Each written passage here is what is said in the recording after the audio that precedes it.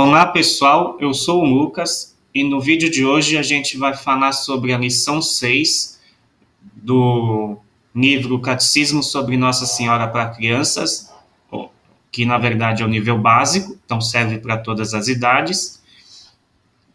E nessa lição 6 será discutido sobre a Anunciação da Santíssima Virgem.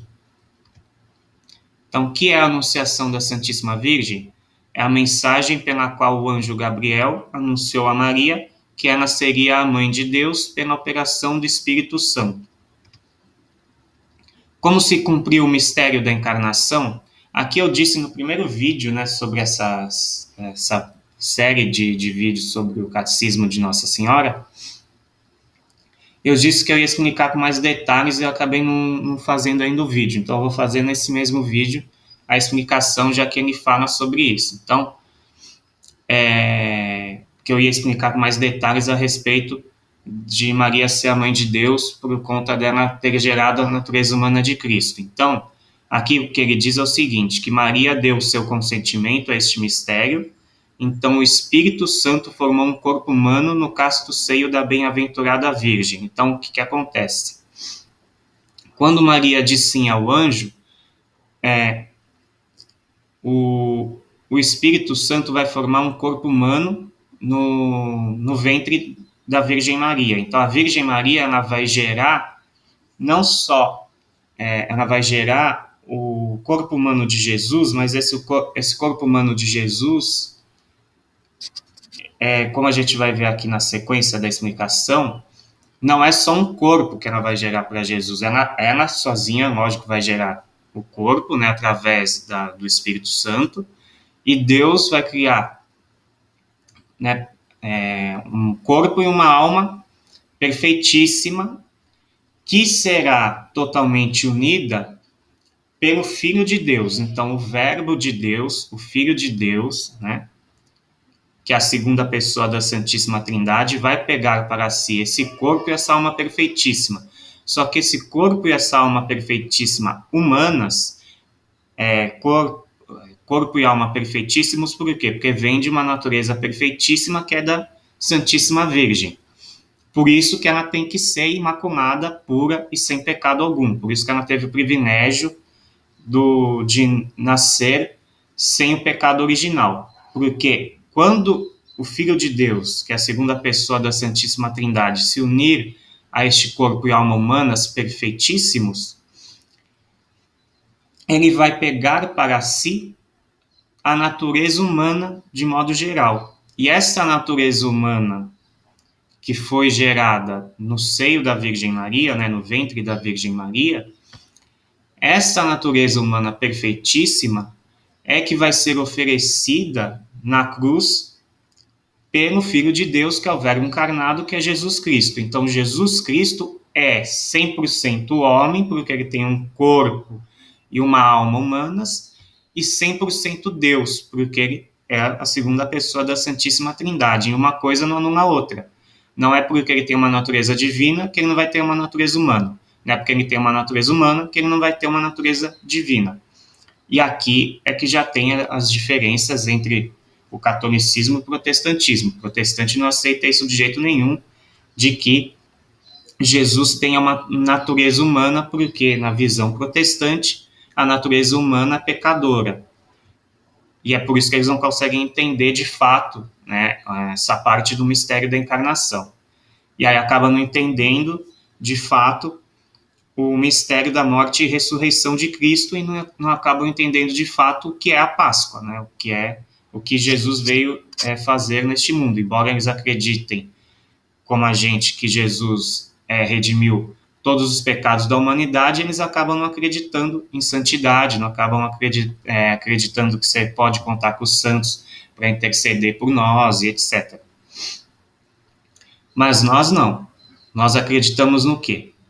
Nisso daqui. Então, que Maria gerou em seu ventre um corpo humano, por obra do Espírito Santo, e que Deus, junto a esse corpo humano, criou uma alma perfeita, só que uma alma humana, para este corpo humano.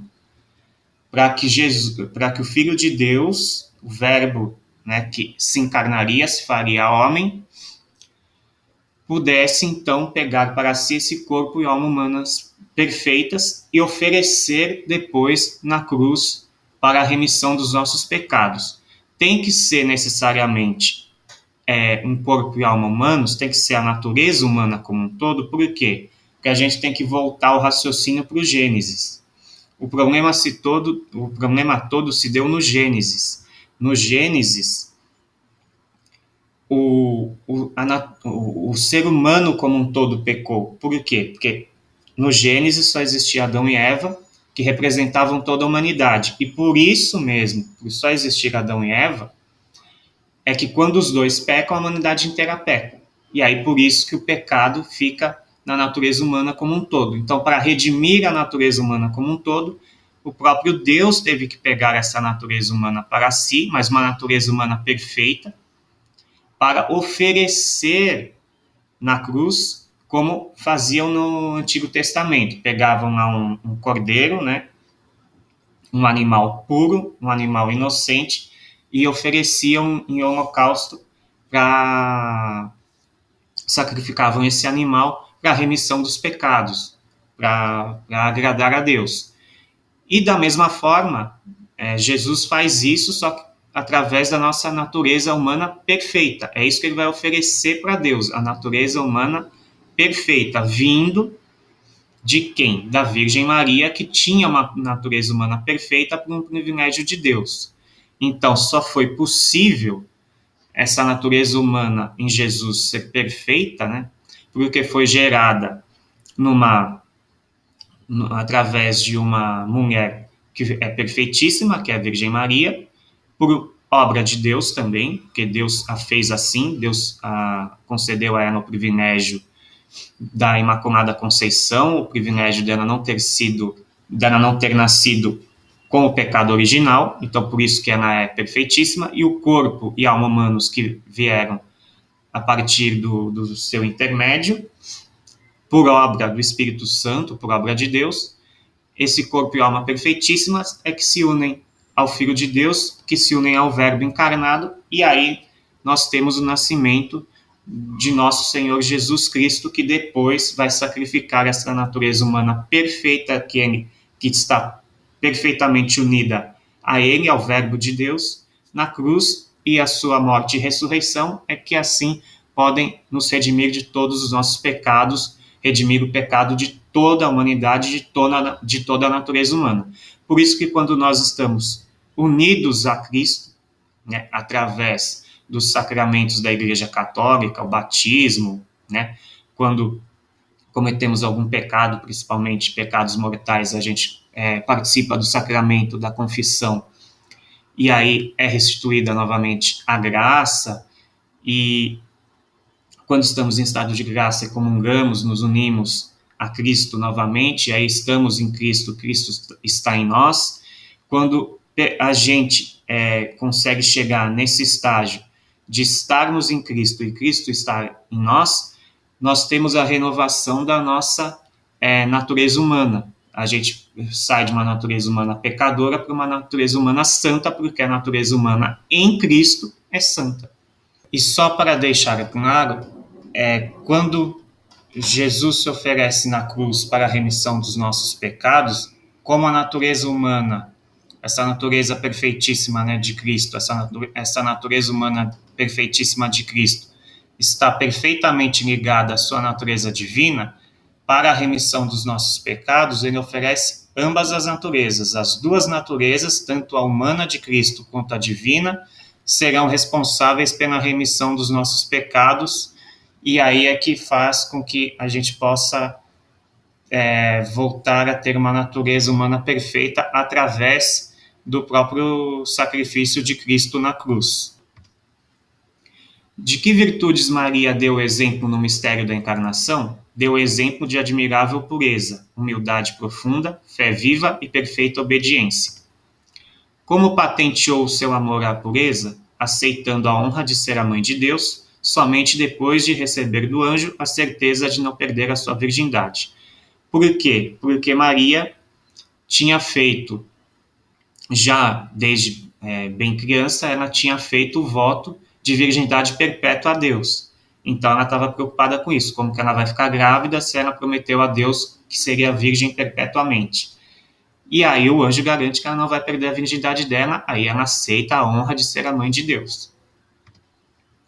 Como patenteou a sua humildade?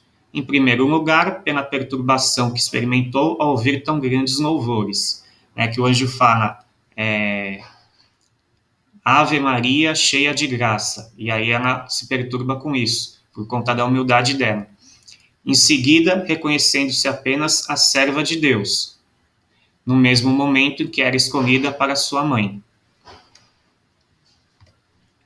Como a Santíssima Virgem deu exemplo de fé viva, acreditando sobre a palavra do anjo numa maravilha que nenhuma inteligência criada pode compreender, que é exatamente isso, como você vai gerar, né, a Deus em seu ventre, né, já é uma coisa assim que a gente não consegue entender, como que Deus vai ser, como que você vai gerar alguém, né, sem ter nenhum tipo de relação íntima com outra pessoa, né, simplesmente por obra de Deus. Isso também é outra coisa que não dá para compreender através da nossa razão. E outra coisa é como você vai gerar um filho sem perder a virgindade, que também é outra coisa que a gente não consegue entender pelo nosso raciocínio humano.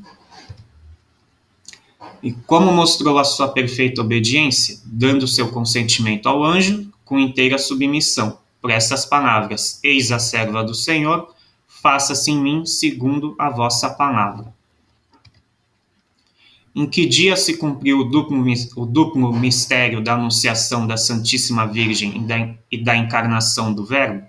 A 25 de março, dia em que a Igreja celebra a festa deste mistério. O que devemos fazer para entrar no espírito desta festa? Primeiro, adorar profundamente a Jesus Cristo neste mistério do seu aniquilamento e agradecer-lhe ter se feito homem para nos resgatar. Que aniquilamento? O aniquilamento dele vir a este mundo não em toda a sua glória de Deus, mas na humildade de simplesmente vir como um ser humano, aparecer, se revelar para toda a humanidade como mais uma pessoa, como mais um ser humano. Segundo, honrar a Maria como mãe de Deus, invocá-la como mãe dos homens e imitá-la como nosso modelo. E terceiro, rezar sempre com fé e piedade o Ângelus ou Ave Marias em honra deste mistério. O Ângelus por quê? Porque o Ângelus trata justamente do mistério da encarnação. Então, espero que vocês tenham entendido o vídeo de hoje. Caso vocês tenham alguma dúvida, postem um comentário no canal. Espero que vocês tenham gostado do vídeo e até a próxima.